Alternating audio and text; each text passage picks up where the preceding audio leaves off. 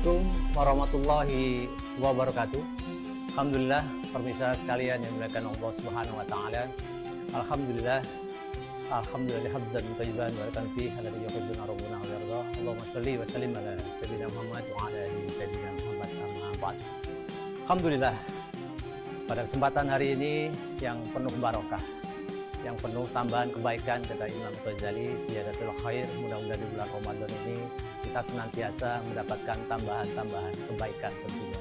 Dan tentu yang kita harapkan adalah kebahagiaan di dunia wal akhirat untuk diri kita dan juga untuk keluarga kita. Sehingga di bulan Ramadan ini kita mendapatkan kemaksimalan fungsi, ya, terutama ketika kita berbicara tentang hati. Jamaah sekalian yang dimuliakan oleh Allah SWT, ketika kita melihat beberapa fenomena-fenomena yang ada di bangsa ini, dan juga mungkin fenomena di luar dari Indonesia, kadang-kadang kita miris melihat adanya kerusakan moral, adanya kehancuran perilaku adab dan seterusnya. Sehingga kadang-kadang kita bisa melihat ada bapak yang bisa begitu kejam membunuh anaknya, anak demikian juga membunuh orang tuanya, perceraian dan seterusnya. Bahkan kasus bunuh diri juga cukup marak. Tahun 2023 kemarin ada kasus pembunuh diri di Indonesia sebanyak 975 orang.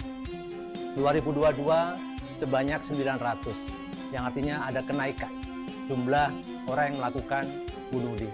Tentu ini sesuatu yang sangat menyedihkan bagi kita semuanya dan terasa dampaknya, karena nanti akan menjadi sebuah tren yang mudah-mudahan tidak terjadi, akan diikuti oleh generasi-generasi yang lainnya.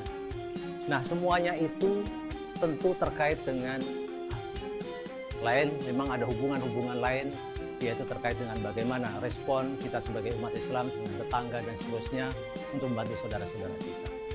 Nah, di bulan Ramadan ini, marilah kita manfaatkan untuk benar-benar membersihkan hati kita dari penyakit-penyakit hati. Yang kita datang nanti menghadap Allah Subhanahu wa taala dengan membawa hati yang salim, hati yang bersih, hati yang selamat. Yauma yanfa'u malu wala banun illa man atallaha biqalbin.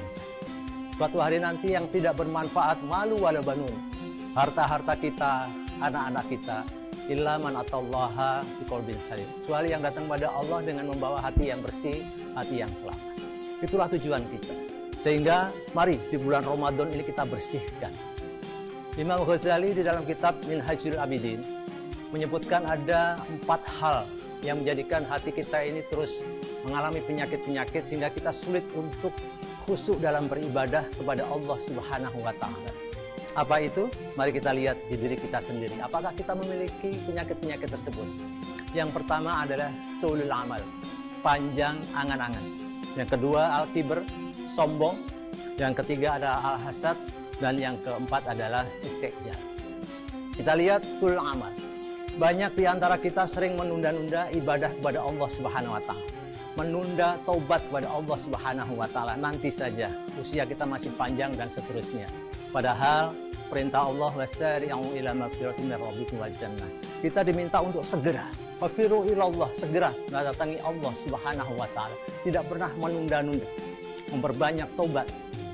Nabi Adam alaihissalam dalam kitab yang sama Minhajul Abidin melakukan 1 kali dosa, harus bertobat dan diterima tobatnya oleh Allah Subhanahu wa taala selama 200 tahun.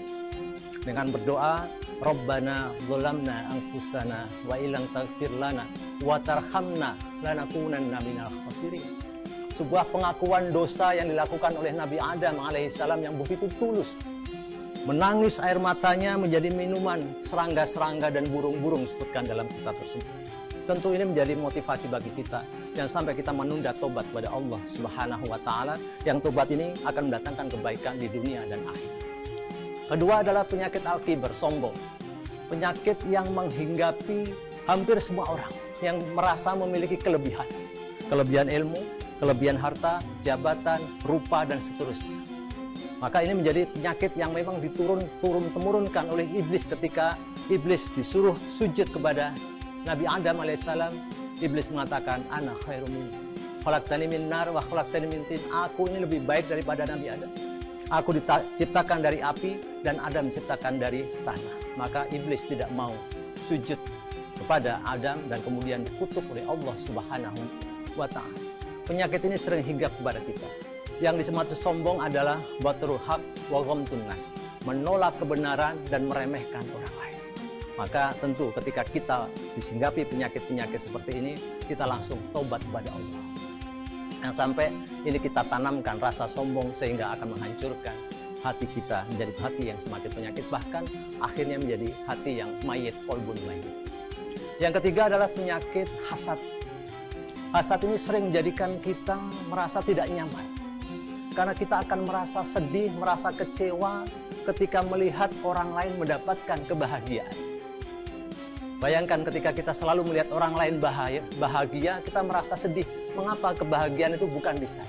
Kenapa yang naik jabatan bukan saya? Kenapa yang kaya bukan saya, dan seterusnya. Nah, ini sangat bahaya. Sehingga kita tidak akan pernah merasakan kenikmatan dalam beribadah kepada Allah Subhanahu wa Ta'ala. Rasulullah berpesan kepada kita, iyyakum wal hasad, fa innal hasad la yakunul hasan.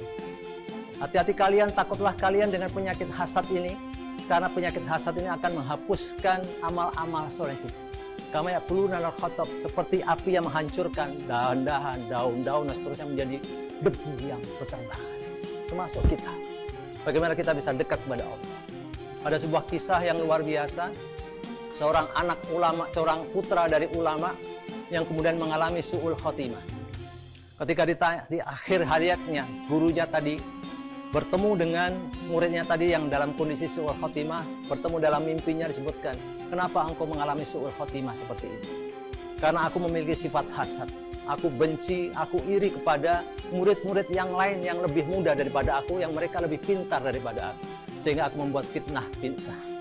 Sehingga engkau percaya pada fitnahku akan hasadku seperti ini. Maka mari kita bersihkan penyakit ini pada bulan Ramadan ini dengan sebersih-bersihnya. Yang keempat adalah istighfar. Kita sering terburu-buru. Terburu-buru pengen kaya, terburu-buru pengen sukses, dan seterusnya. Sehingga kita sering melakukan perbuatan-perbuatan haram, bukan justru menambah ibadah. Bahwa isti'anah, pertolongan dari Allah akan turun ketika ta'abud kita, ibadah kita kepada Allah semakin baik. Mari di Ramadan ini kita bersihkan hati kita sehingga menjadi hati yang bersih, qalbun salim, insyaallah penuh barakah dari Allah Subhanahu wa Ta'ala.